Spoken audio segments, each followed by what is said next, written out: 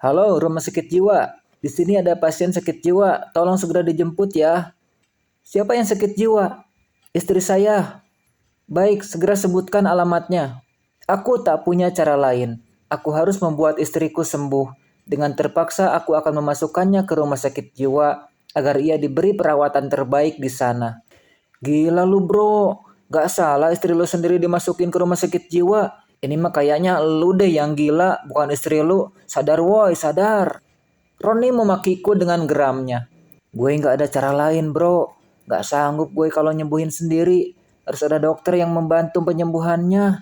Kasihan gue sebenarnya. Tapi mau bagaimana lagi? Emang lu ada solusi lain gitu? Lu yang udah buat istri lu begini, ya lu yang harus sembuhin juga lah. Jangan lepas tangan gitu aja. Masalahnya sih sebenarnya ada di lu, bukan istri lu. Coba lu rubah deh sikap lu. Lebih peka dikit ke sama istri. Karena wanita itu ingin dimengerti. Jangan suami mulu yang minta dimengerti. Kurang mengerti gimana lagi coba gue jadi suami. Perasaan gue selalu ngertiin istri deh. Ih, kesel gue sama lu. Pas pembagian otak lu kagak datang sih. Jadi kurang sekilo gini kan otak lu. Bodoh amat lah, terserah lu mau ngomong apa, pusing gue. Is, kalau aja bunuh orang gak dosa, udah gue bunuh lu dari kemarin-kemarin. Gemes gue jadinya. Udah gue mau pulang. Malas gue lama-lama di sini. Capek ngomong sama orang yang otaknya setengah. Roni pergi begitu saja dari hadapanku. Ia terlihat begitu kesal. Tak lama setelah Roni pulang, ibuku datang. Aku yang menyuruhnya datang ke sini untuk membantu jaga anak-anak. Assalamualaikum. Waalaikumsalam. Alhamdulillah ibu sudah datang. Mari masuk bu. Aku mengelurkan tangan untuk mencium tangannya. Namun tiba-tiba, plak. Bukan sambutan tangan yang kudapat, malah sebuah tamparan mendarat di pipi dengan kencang. Aku tertegun. Apa salahku? Mengapa datang-datang ibu menamparku? Ibu, mengapa ibu menamparku? Tanyaku kepadanya. Apa yang kau lakukan kepada istrimu, ha? Plak. Ibu tak pernah mengajarimu berbuat seperti itu. Plak. Cepat minta maaf pada Aisyah. Sambil berbicara ibu terus saja menamparku tanpa henti. Pipiku terasa panas dibuatnya. Belum sempat aku membela diri, tiba-tiba ada suara ketukan pintu dari luar. Aku segera membuka pintu. Setelah pintu dibuka, ternyata itu petugas dari rumah sakit jiwa. Permisi, kami ingin menjemput pasien sakit jiwa yang ada di alamat ini, ucap salah satu petugas kepadaku. Ibu menatapku dengan bola mata yang hampir keluar. Aku baru saja ingin membuka mulutku, namun ibu sudah mendahuluiku berbicara. Oh iya pak, ini dia orangnya, langsung bawa saja pak. Ibu mendorongku keluar dan dengan lantangnya berbicara seperti itu kepada petugas. Aku dibuatnya panik. Ibu, pekiku ke badannya. Bukan pak, bukan saya tapi... Jadi yang mana pasien yang sebenarnya? Ucap salah satu petugas bingung. Maaf pak, ini ada kesalahpahaman. Dia menuduh istrinya gila, padahal dia sendiri yang gila. Sekali lagi mohon maaf ya, kalian bisa pergi dari sini. Ibu memotong pembicaraanku dan menyuruh petugas itu pergi. Petugas rumah sakit itu terlihat kesal. Mereka pergi dengan menggerutu. Ngerjain kita aja nih. Udah buru-buru datang ke sini, ternyata cuma dikerjai.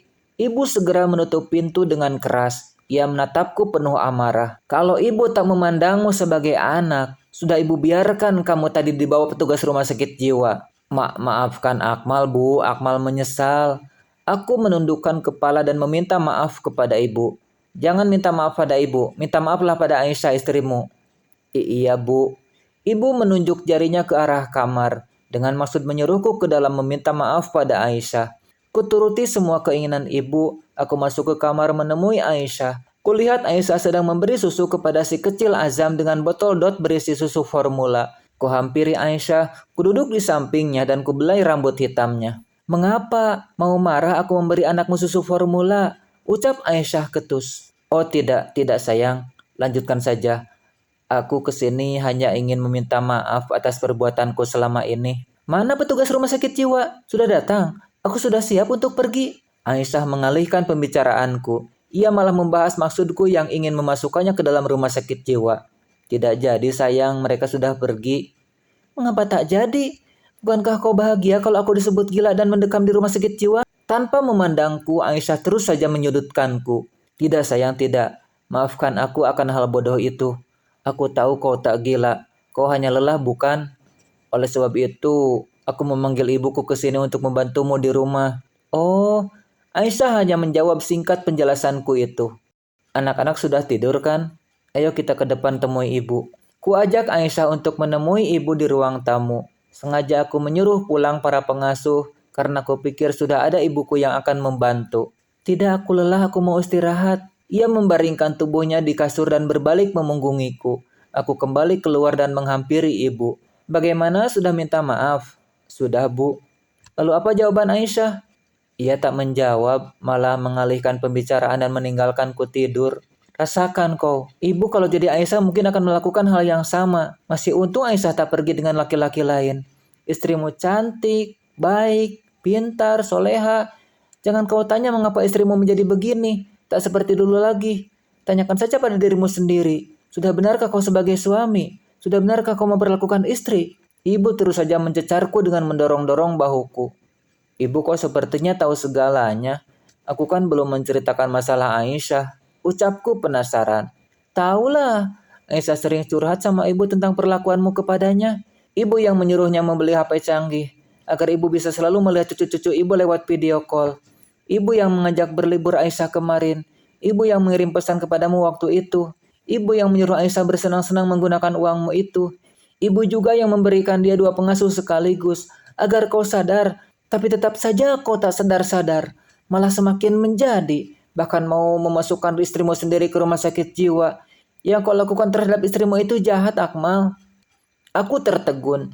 Ternyata yang membuat Aisyah menjadi berani adalah ibuku sendiri. Lalu, ibu juga yang memberikan Aisyah obat penenang. Tanyaku semakin penasaran. Kalau itu sih ibu tidak tahu. Mungkin Aisyah sendiri yang mengkonsumsinya tanpa sadar. Atau mungkin kau sendiri yang memberikannya obat. Dan obat itu kini menimbulkan efek halusinasi. Ini semua salahmu, Mal. Secara tak langsung kau sendiri yang telah memberikan racun kepada Aisyah. Ibu terus saja menyalahkanku atas kondisi Aisyah saat ini. Mengapa salahku? Aku tak melakukan apapun terhadapnya. Ucapku membela diri.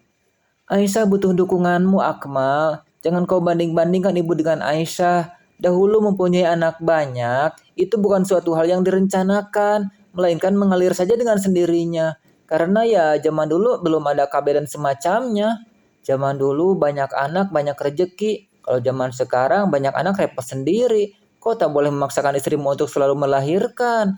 Wanita bukanlah mesin pencetak anak, Mal. Wanita harus dihargai, disayangi, dikasihi. Ingat, kau juga lahir dari rahim seorang wanita. Jangan coba-coba menyakiti hatinya, atau kau akan menanggung sendiri akibatnya. Ibu terus saja mengoceh tanpa henti. Ia lebih membela Aisyah dibandingkan aku anaknya sendiri.